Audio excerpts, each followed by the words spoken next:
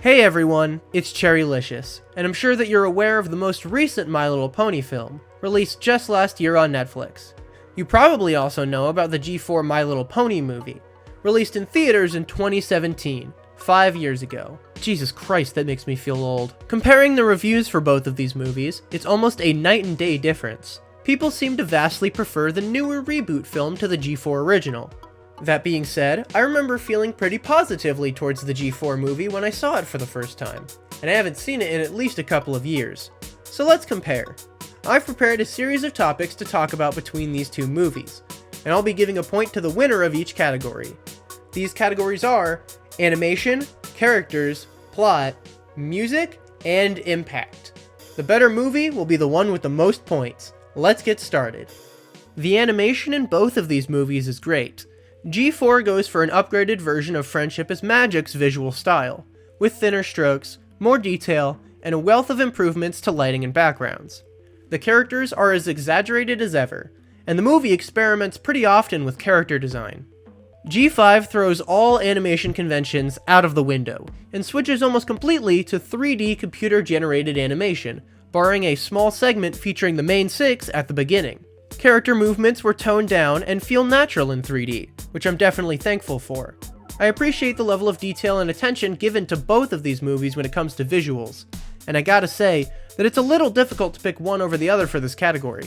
After some thought, I'm going to have to give this point to the G5 movie, mostly for one reason: it's less busy. The G4 movie's visuals have a ton of color and are generally more varied, but as a result of this, some scenes can look overly distracting, and the art style is less consistent overall. G5 goes for a softer, more pastel look, with warmer and duller colors overall.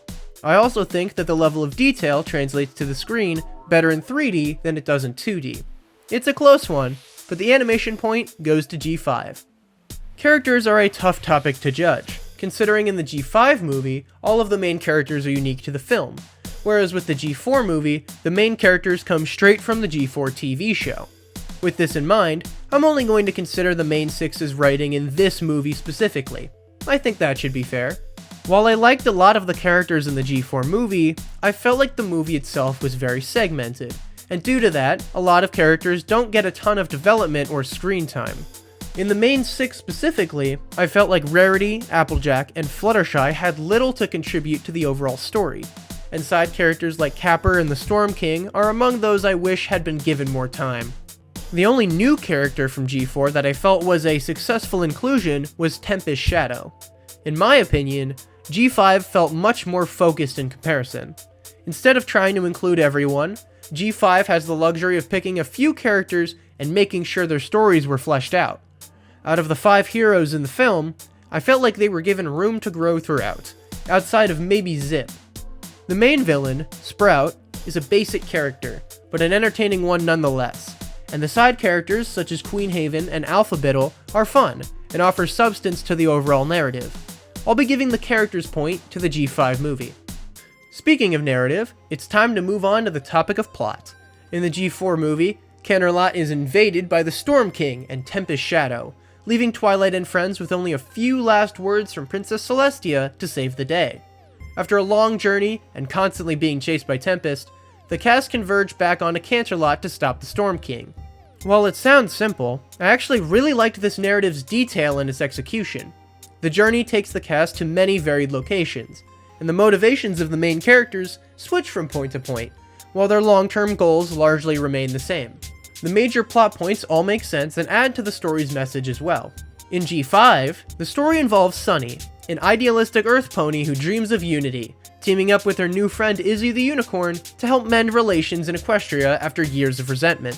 Sunny's old friend, the responsible but slightly dim-witted Hitch, chases Sunny throughout her adventures, and eventually, all parties collide in one single mission to reunite Equestria. Unlike G4's grand locations and cinematic moments, G5's plot mostly revolves around character relationships, specifically with the main character Sunny. Both styles of storytelling certainly have their merits, but to be completely honest, I prefer G5's story by a slight margin. While G4 feels much more grand and epic, I feel like those things take the place of more grounded and deep character relationships, and I'm glad G5 decided to stick to a simpler and more straightforward story. This point is going to go to G5. Music is a huge deal for both of these films, considering they are both musicals.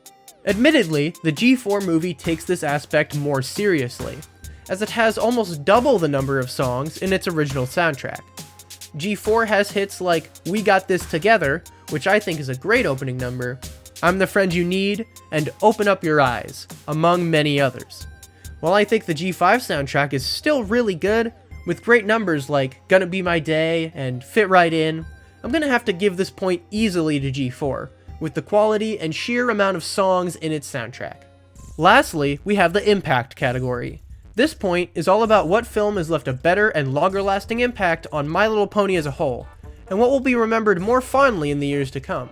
G4 is a lot easier to judge on this front, given that the movie came out 5 years ago. Overall, I think the G4 movie didn't have a huge impact on G4 as a whole.